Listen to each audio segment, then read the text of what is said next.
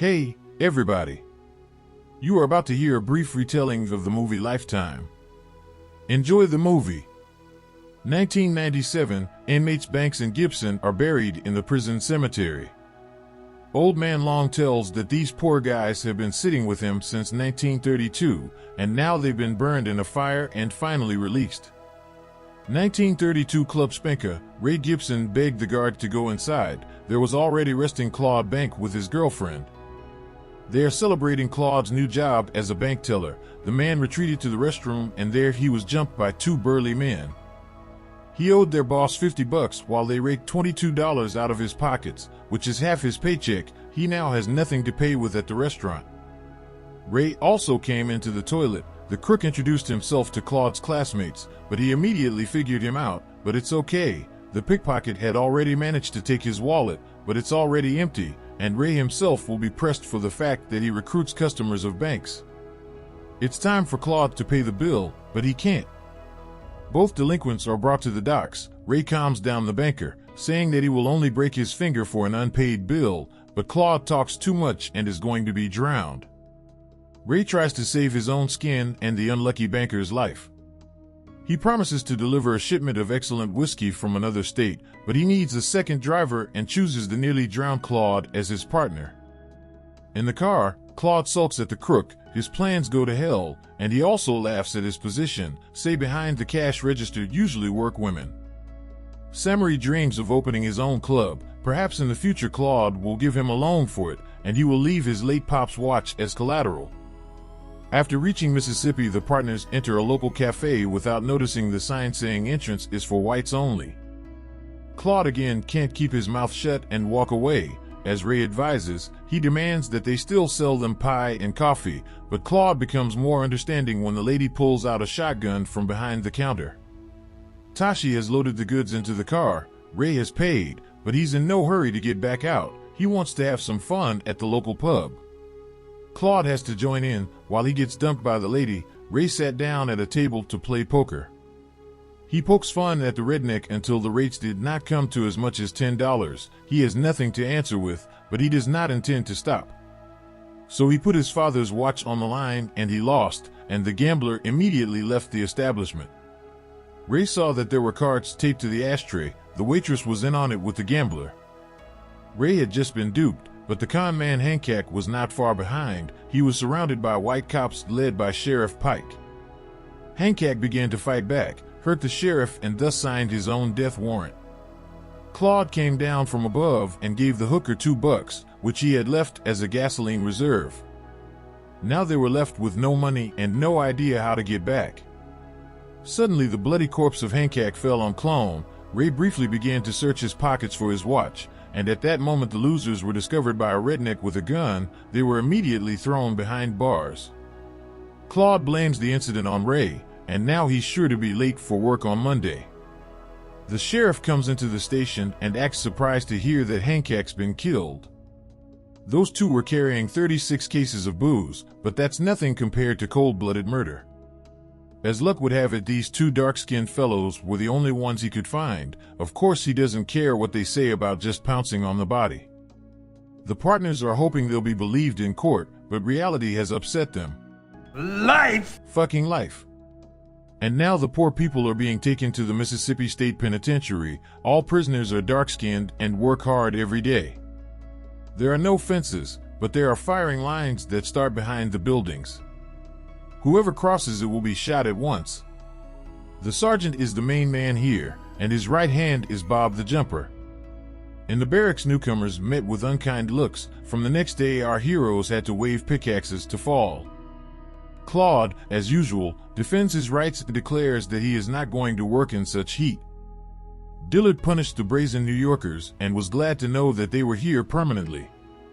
Although, if anything, he's always ready to mow them down. Except for our heroes, nobody can read. One man named Pokerface has been keeping a letter for 4 months and doesn't even know who it's from. Claude's sitting with a strange guy who says he's been in a lot of jails. Well, you're used to it, says the chimney sweep, licking his lips and stroking Claude's arm. The jumper pulls him back from hitting on newcomers while he's working, so that he doesn't feel why the man's name is Chimney Sweep. Claude annoys all the convicts. He peels bread for the whole canteen out of grief, or he is not happy with a dirty spoon. Ray gets acquainted with the silent Willie Long. He has been here since he was 13 years old. Someone was beaten to death with a nail gun, a bespectacled man killed his sister with an axe, a cupcake in a cap poisoned his parents, a biscuit skinned his aunt, and Poker Face killed Santa Claus. Having to lie to his comrades that they were butchers, they were suddenly approached by a mutant named Goldilocks and asked Claude for his cornbread. He doesn't mind, but Ray teaches the simpleton that he can't give away his food, or the big guy will sit on his neck. "Then I'll eat your bread," the golden-haired man threatened in a muffled voice. Ray retaliated with a sass, and it ended in a fight in the street. Ambal beats the soul out of Ray, but he doesn't even feel his blows. Ambal beats up the cocky New Yorker and takes him to the barracks. It's date day. Their gold rotomu came the same mutant son. Claude visited his girlfriend Daisy. It's a pity that only married couples can have privacy, but Delort is ready to make an exception for a bribe from Daisy's purse. Ray tells everyone how he's gonna have a great club on the outside. At the retreat, Daisy asks if Ray should be appealed or just Ray. Of course not, because it's all Ray's fault, and without him Claude has a better chance of getting out. Meanwhile, Ray himself is already planning his escape. He has a map drawn, but without me, Claude cuts him off. At night Ray tells fictitious stories about his club. Claude bored that all this is a lie, but the others scoop him up, because they want so much to imagine themselves at liberty, having fun in this club. But then the cops burst into the place, led by a sprung man. He demanded that everyone shut up and go to sleep. Claude gets a letter from his lawyer and tells Ray it's none of his business. The jumper counts out the pebbles, their number equal to the number of cons they brought to work. After reading the letter, Claude suddenly has a sudden urge to run away, along with Ray. It turned out that the appeal was rejected, and Daisy fell in love with a lawyer. His cousin Melvin even had time to get engaged. But Ray is nasty and refuses to take Claude with him. All ended in a fight in the castle and jumping jump, and not for nothing. Trapper Ray pulled out of him 2 pebbles. Only at night the guards found out that the New Yorkers escaped and started in pursuit. It turned out that the map is a fiction. It was drawn by Ray himself, so that Claude agreed to run away with him. But where to run to is unclear, and soon the fugitives were caught. They were brought before the warden of Abernathy prison. His daughter devised a punishment, a week in the punishment cell. The local punishment cells are reinforced wooden toilets. 1944, 12 years have passed. Gillard tells another batch of new recruits, and the firing line. One of the prisoners was a mute fool, nicknamed Straw. What was Claude's usefulness? He knew baseball and made an effort to have his team beat the other camp. Ray suggests giving the bat to Straw, and he launches the ball into the sky. The second hit is as good as the first. Abernathy's daughter May Rose has grown up, and all the inmates are drooling over her. Stan Blocker, who runs a baseball league for blacks, has come to camp. He wants to watch the talented slugger Straw. Myrouse also has his eye on him. Claude asks him not to stare at the blonde and focus on hitting, and the guy doesn't let up. The friends call themselves Straw's mentors and are confident that they can be pulled out of jail, just like the talented hitter that Blocker hinted to them earlier. But here's the thing, soon Meru got pregnant and gave birth. And the baby turned out to be black. Now Abernathy is trying to figure out the father of the defective grandson. To distract the boss from Straw, everyone stepped forward and claimed to be the father of the baby. Leaving, Maris waved a sad Straw off, and Burnate and his family were never seen again by the prisoner. Cupcake found out he was getting out soon and was upset. What would he do there like this? What will he tell his family? He won't be able to hide his identity. Cupcake ran behind the line in desperation. The sniper in the tower took him down with an accurate shot. Only the chimney sweeper approached the body of his lover. Blogger beat out a release for Straw, but only for him alone. Ray and Claude remain, no use to them anyway. Claude's plan fails, and Ray starts talking about running away again. Not far behind the barn someone saw an airplane. Surely it's not that hard to fly. But Claude's resigned to the fact that they're going to die here, and he's freaking out and saying that he and Ray were never friends, they're just stuck here together. Ever since they met, his life has been hell, and they decide never to speak to each other again. Years went by. Poker Face and Power Donut died.